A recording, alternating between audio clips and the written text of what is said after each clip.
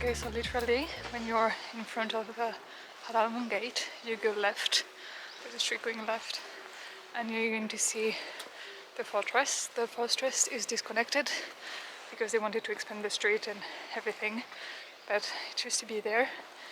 And yeah, now I'm following the fortress and I'm already seeing stairs. Of course.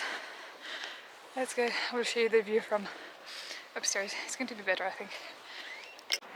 Okay, so what you see, the building right here, downstairs here is an archery pavilion. So there is 5 of them, and I'm actually walking on stairs right now. There's another path right here, but I thought it would be more fun to actually walk on the fortress. So yeah. And okay, did we reach? It's the southern secret entrance. And it doesn't look really secret, seeing as big as it is, but that's the name of it. It's called Ammun in Korean. It was used to bring supplies and food into the fortress. Now that we reached the first secret entrance, let me tell you a bit more about Suwon. Suwon was considered the second capital of the Joseon dynasty, and the fortress was built from 1794 to 1796 by King Jongjo to honor his father. The fortress was severely damaged during the Korean War, but thanks to the record of Hwaseong Fortress construction, in 1975 restoration started and only lasted 2 years and a half. Those records show the process of building the fortress, with explanation on tools and technique used, along with illustration. Because the restoration was based on those really well-preserved records, it was registered as a UNESCO World Cultural Heritage, even though it is not an original building. Okay, after walking all of that, we've reached the western pavilion, and this one used the terrain, like the slope, to be able to effectively attack people who are trying to invade. So yeah, quite interesting. And I see something over there.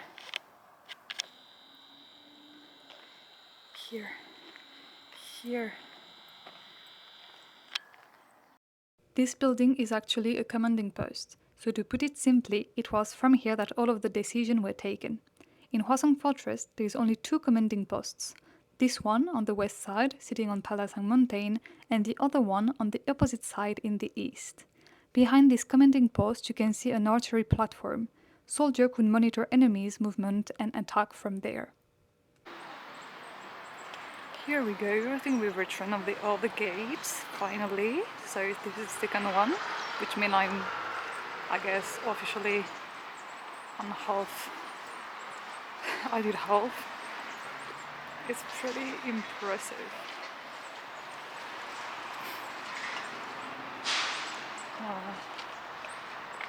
This is Hwaseong, so the west gate, and it's actually not exactly on the west, but close enough, I guess. And it was built in 17. Wait, I don't remember. Yeah, in 1796. So yeah. West gate for you people.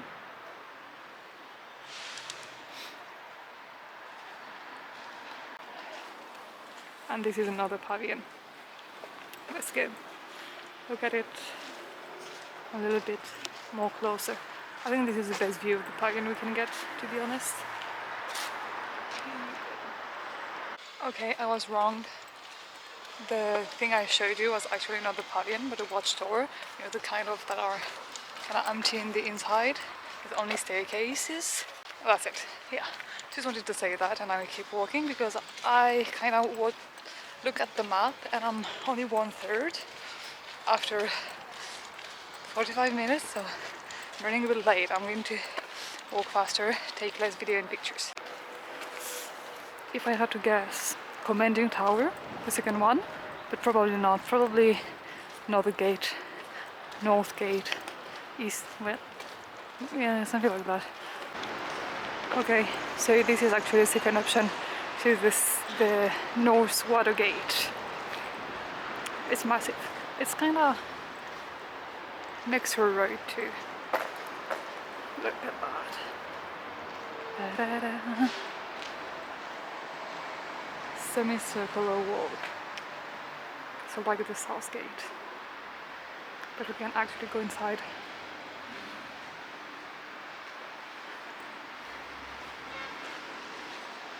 Let's see.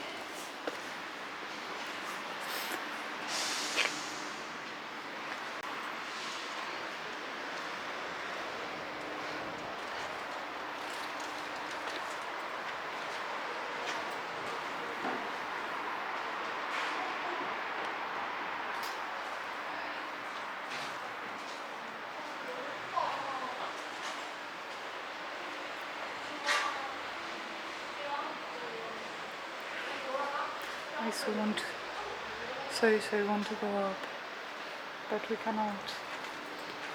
This is too bad. I changed the plan a little bit. I decided not to do all of the fortress wall, so I just ate, and now so the thing you see over there is a palace, and I'm on like the main place in front of it, and this whole thing is a painting. It's a painting of the fortress of Suwon and the whole city inside. Like, look at that. It's actually amazing. I love it. But now let's go visit this palace. Inside the wall of Hwaseong Fortress, Hwaseong Palace, a temporary residence, can be found. It was a secondary residence for the king when he was away from his palace in Seoul. The palace was built in 1789 and at its largest was counting 576 sections, making it the largest temporary castle in Korea. However, under the Japanese invasion, almost every building was destroyed. Then, in 2003, 482 sections were restored.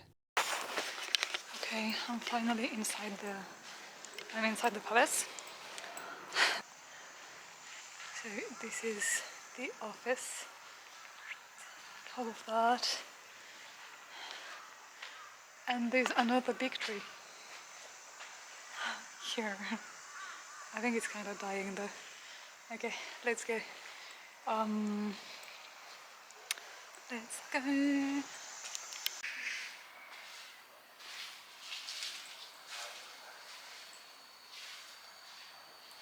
Apparently, those things I just show you right now are musical instruments. And that I knew. The other ones, so it's new for me. Look, there's this view I really like here. But you can see the main gate and it's pretty. The hall we are at right now is the audience hall. Inside we can see the representation of a banquet. This one in particular is actually the feast held during the 60th birthday of the king's mother. The banquet was huge with 12 appetizers, 17 main dishes and 42 different types of flower decoration. The hall was also used for other events like national exams. I'm going to go out of the palace and I saw something earlier, so I'm going to go and see what this is. I didn't know it existed, but now that I saw it, I'm kind of curious about it, so I'll show you when I get there. But we're going to see the golden Buddha, so it's actually a temple. Let's go. A bit out of breath because there's a hill from here, very steep. Yeah, I could see the golden Buddha from the palace. It made me curious. Decided to go up. And it's raining kind of heavily now, so I also decided to have my umbrella with me. Okay, let's go.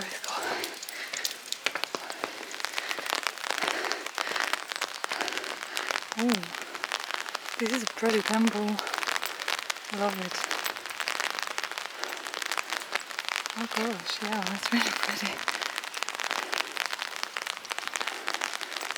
Even the colors, amazing. Let's see the main attraction. Gotta put them, and it's here. It's really big. There's no information though, so I don't know the height or anything, but it's big. And there's a bit of rain downstairs. I'm just going to show you the inside.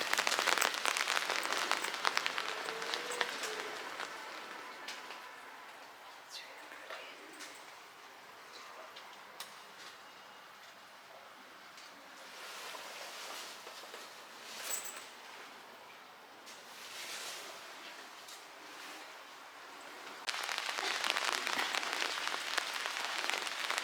Yeah.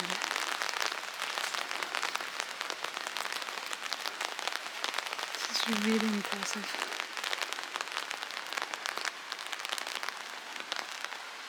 Wow. Love that. And now I'm going to go back to the fortress and finish the whole forest, I think. Okay, so actually I came back to the place I stopped visiting the fortress this morning. So literally this place. I was at. Yeah, literally the place I was at this morning before I decided to stop and go eat. And I'm back at it again because I thought I was not finishing the course. I would kind of regret it. So here am I. And as you can see, it's still pretty much raining. So yeah, this is fun. My feet are completely soaked. Well, not completely, exaggeration, but yeah, a bit wet. We're a bit wet. And apparently I'm not the only crazy person, because a lot of people are doing that with their umbrellas. Yeah, reassuring. There's 3 watchtowers in Suwon Fortress, and they are the only 3 existing ones in the whole peninsula. Moreover, the Northeast Observation Tower was the only circular building that was constructed during the Joseon Dynasty. We've reached Bongdom, which is a beacon tower.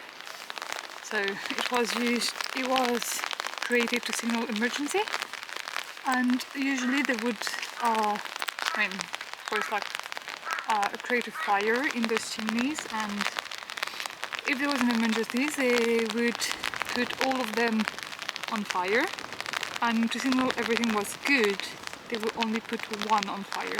But luckily, they never had to really put all 5 of them, so yeah.